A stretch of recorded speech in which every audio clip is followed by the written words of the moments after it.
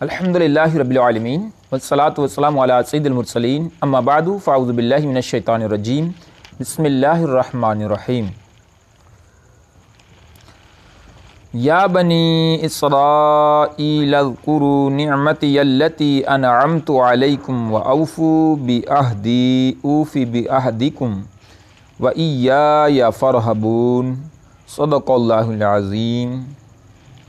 سورہ بقرہ آیت نمبر 40 یعنی 40، ترجمہ کنز العرفان۔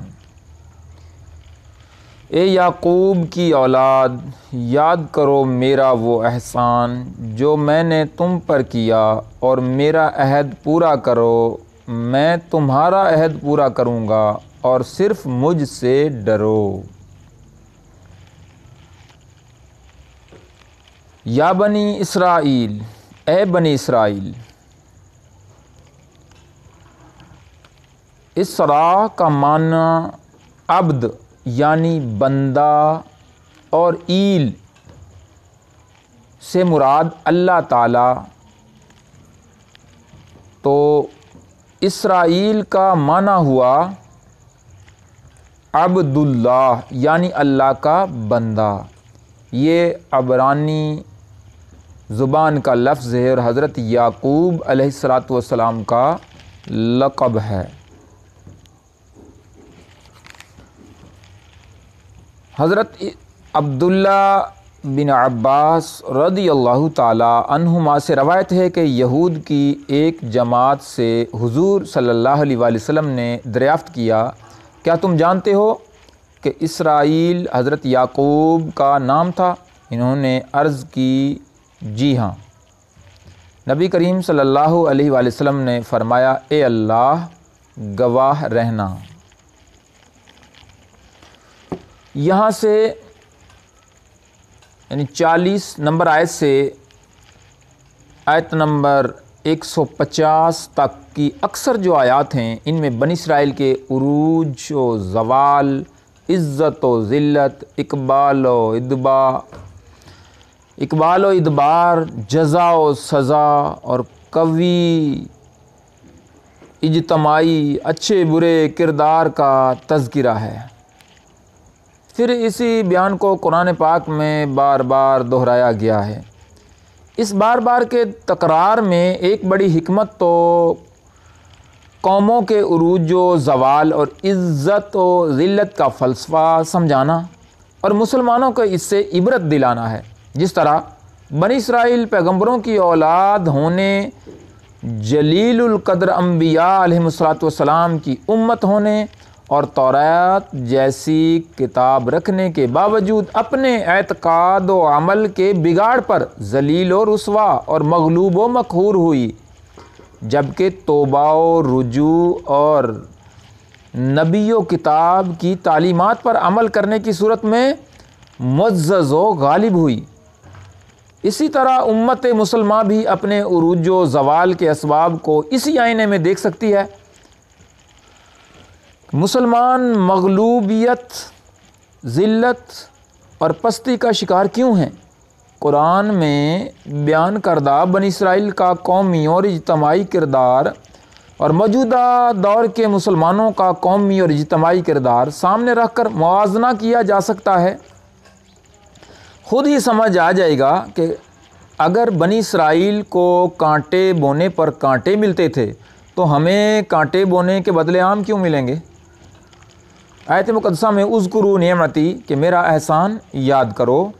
اس آیت میں نبی کریم صلی اللہ تعالیٰ علیہ وآلہ وسلم کے زمانے کے یہودیوں کو مخاطب کر کے ان سے فرمایا گیا، اے بنی اسرائیل میرے وہ احسان یاد کرو جو میں نے تمہارے آباء و اجداد پر کیے، جیسے انہیں فرعون سے نجات دی، ان کے لیے دریا میں گزرگاہ بنا دی، بادل کو ان پر سائباں بنا دیا، کھانے کے لیے ان پر من و سلوہ اتار دیا، ان کے لیے پانی کے چشمے جاری کر دیے،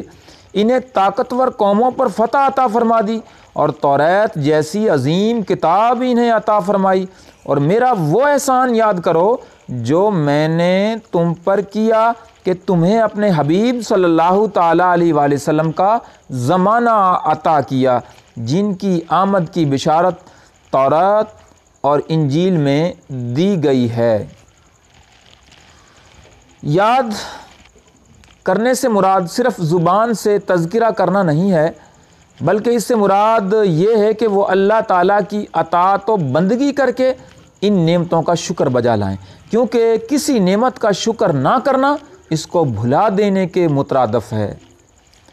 آیت مقدسہ میں وَأَوْفُوا بِعَہْدِی اور میرا عہد پورا کرو، اس کی تفسیر کچھ اس انداز سے، یعنی اے بنی اسرائیل، تم میرے حبیب صلی اللہ علیہ وآلہ وسلم پر ایمان لا کر وہ عہد پورا کرو جو تم نے مجھ سے کیا، اور میں اس کے ثواب کے طور پر تمہیں جنت میں داخل کر کے تمہارے ساتھ کیا ہوا عہد پورا کروں گا، اور اپنے عہد کو پورا کرنے کے معاملے میں کسی اور سے ڈرنے کے بجائے صرف اللہ سے ہی ڈرو۔ اس آیت میں جس عہد کا ذکر ہے اس کے بارے میں ایک قول تو یہ ہے کہ اس سے مراد وہ عہد ہے جو سورہ مائدہ میں ذکر ہے، وَلَقَدْ أَخَذَ اللَّهُ مِيثَاقَ بَنِي إِسْرَائِيلَ وَبَعَثْنَا مِنْهُمُ اثْنَتَيْ عَشَرَ نَقِيبًا وَقَالَ اللَّهُ إِنِّي مَعَكُمْ لَئِنْ أَقَمْتُمُ الصَّلَاةَ وَآتَيْتُمُ الزَّكَاةَ وَآمَنْتُمْ بِرُسُلِي وَعَزَّرْتُمُوهُمْ وَأَقْرَضْتُمُ اللَّهَ قَرْضًا حَسَنًا لَأُكَفِّرَنَّ عَنْكُمْ سَيِّئَاتِكُمْ وَلَأُدْخِلَنَّكُمْ جَنَّاتٍ تَجْرِي مِنْ تَحْتِهَا الْأَنْهَارُ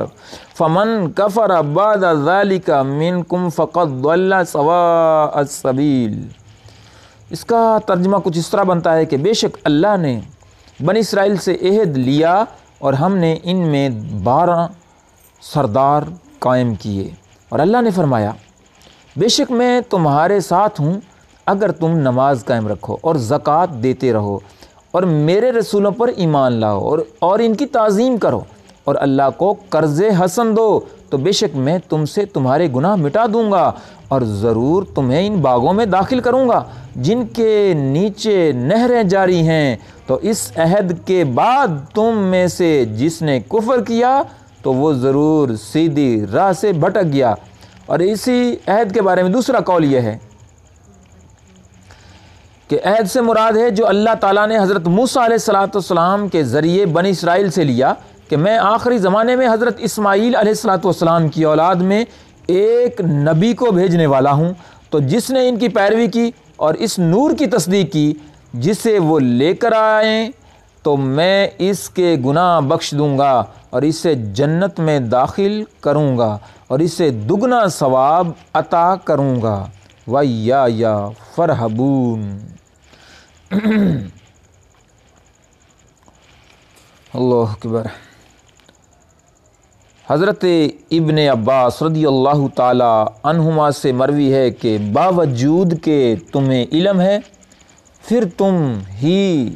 سب سے پہلے اس کے منکر نہ بنو۔ آمین بجاہ خاتم النبیین صلی اللہ تعالی علیہ وآلہ وسلم۔